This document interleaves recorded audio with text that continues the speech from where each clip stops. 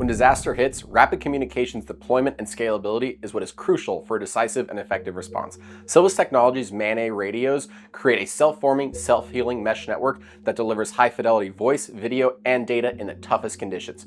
We're going to catch up with Justin Swartz, a field service technician here at Silvus Technologies, to talk about what it takes to set up a quick and robust communications network during Hurricane Helene in Steinhatchee, Florida. Most people's Wi-Fi is down in their homes, whether it's due to power or actual lines being down. And so our first order of business when we got to the Steinhatchee Community Center was setting up Wi-Fi hotspots for everybody to access. And we did that by setting up a very quick Silvus network. We had at our base of operations, which was a trailer, we had a Starlink that was pumping internet into a base station radio that we had there.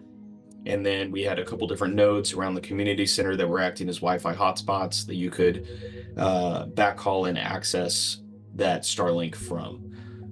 So we were setting up a few different access points to kind of harbor traffic there and really give them an effective network to work off of as soon as we possibly could.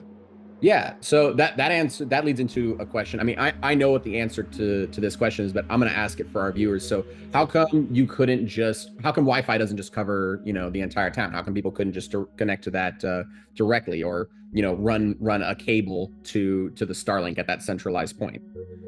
Yeah, so layman's terms, Wi-Fi does not have the range that we needed it to. Right. We can't just set up one hotspot and put a dome over the city and just allow anybody to access it. It just doesn't have the range. It's more akin to a Bluetooth range. It's a little further, but not near as far as we need. Right.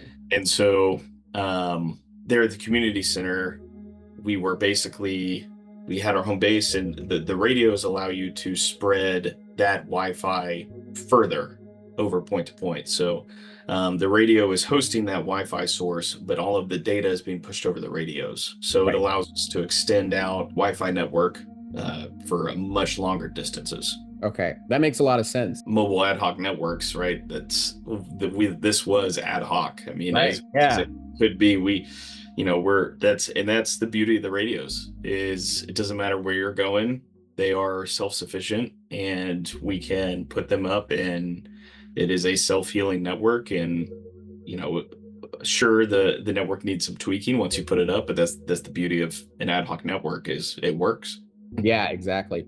Well, and you talked about something really interesting earlier. There's a lot of these systems that get taken for granted because they're a single failure point for a lot of this infrastructure, right? Whether it's cellular or hardline internet. So the word we would use there, network resilience, right? And if your network has a single point of failure, your resilience and the robustness of your network it's a farce, right? So maybe could you help for the listeners kind of explain the difference between a Silvus MANET network and conventional infrastructure that uses something like cell towers, for example? Think of it as an emergency backhaul, right? It doesn't always have to be, but for this instance, that's what we'll think of it as. So, we have an agency that's got cameras set up all over the city. They've got license plate readers all up over the city, and those are all connected by fiber, conventional LTE internet.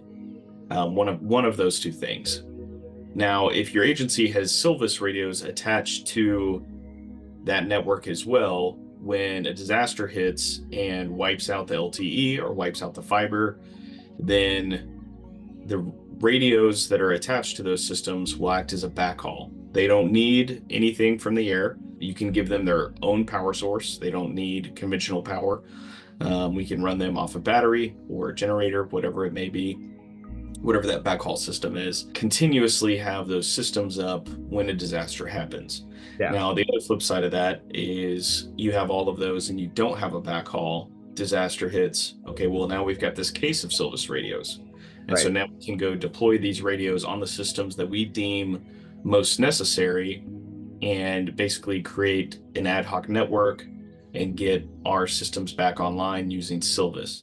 I want to say thank you to Justin for talking with us today, and we really appreciate him sharing all that information with us. This is only one video in a 4-part video series going over what first responders can be doing to prepare for natural disasters. So if you're interested in those other videos, make sure to subscribe to us on YouTube and then head over to our channel. Also, if you want more information about Silvus Technologies, the link to our Instagram, LinkedIn, and our website are all going to be in the bio. So go check those out. Thank you guys so much and have a good day.